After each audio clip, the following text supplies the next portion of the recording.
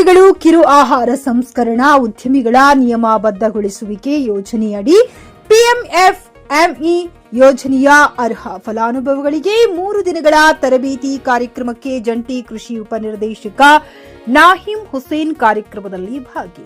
ರಾಯಚೂರು ನಗರದ ಕೃಷಿ ವಿಜ್ಞಾನಿಗಳ ಕೃಷಿ ತಾಂತ್ರಿಕ ಮಹಾವಿದ್ಯಾಲಯದಲ್ಲಿ ಇಂದು ಪಿಎಂಎಫ್ಎಂ ಯೋಜನೆಯಡಿ ಅರ್ಜಿ ಸಲ್ಲಿಸಿದ ಫಲಾನುಭವಿಗಳಿಗೆ ಇಂದು 3 ದಿನಗಳ ಕಾರ್ಯಕ್ರಮವನ್ನು ಆಯೋಜಿಸಲಾಗಿತ್ತು.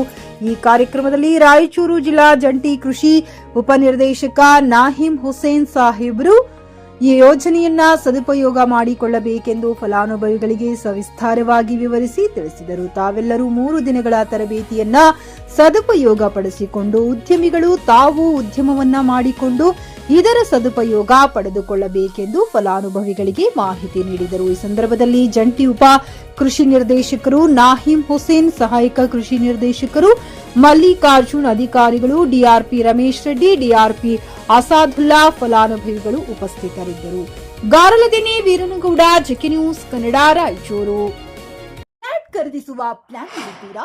ಹಾಗಾದ್ರೆ ಕೇತಕಿ ಡೆವಲಪರ್ಸ್ ನಲ್ಲಿ ಮೂಲಭೂತ ಸೌಕರ್ಯಗಳುಳ್ಳ CC road, footpath, garden, under drainage, water supply, ಉತ್ತಮ ಪರಿಸರವುಳ್ಳ ಫ್ಲಾಟ್ಸ್ ಲೇಔಟ್ ಲಭ್ಯ. ಬೀದರ್, ಹುಮ್ನಾಬಾದ್ ಸೇರಿದಂತೆ ಹಲವು ಭಾಗಗಳಲ್ಲಿ ಸುಂದರ ಲೇಔಟ್ಗಳಿದ್ದು ಅತ್ಯುತ್ತಮ ಬೆಲೆ, ಇಎಂಐ ಸ್ಕೀಮ್ಸ್ ಅನ್ನು ಲಭ್ಯ.